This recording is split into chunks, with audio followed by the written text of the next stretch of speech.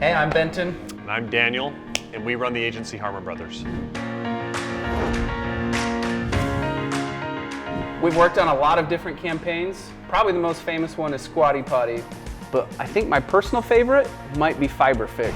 What happens when you flip a car with the roll cage held together by duct tape? We threw cars off of a cliff, and for me, that was a childhood dream come true. We're also known for Purple, Chatbooks, Lumi, Poopery, and a bunch of others. All advertising campaigns have their challenges, but we've worked on some that are particularly difficult, talking about really awkward subjects like poo stink. You would not believe the motherload I just dropped. That's what we did with Poopery. Then it got even more challenging when we took on Squatty Potty. Nothing's grosser than the colon. Now your colon's open and ready for battle. They were like, there's no way to demonstrate this on TV, and that is where the idea for using ice cream as an analogy for poop, as well as bringing in a unicorn as a metaphor for a human.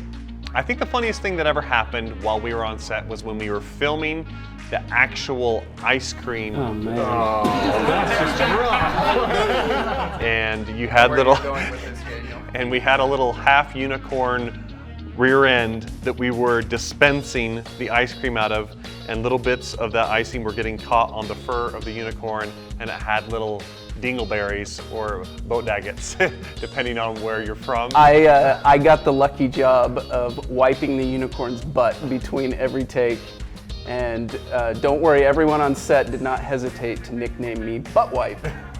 You want everything your eyes to see to be beautiful and safe, even though your ears are hearing some really awkward things. It sucks. Don't say suck. Beautiful, fantastical, imaginative, and awful, all in one shot. It's true. We're headquartered in Provo, Utah, and we stay here because there's an enormous amount of talent here.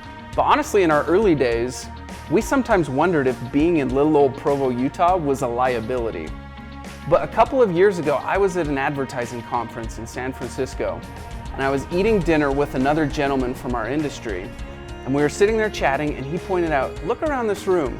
And he pointed out that almost everyone in the room either lived in New York, LA, or San Fran.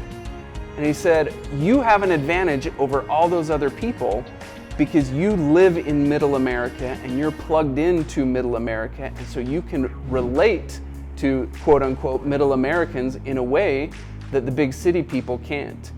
And that was the first time that I stopped and I thought, man, maybe living in Provo is an advantage, not a liability.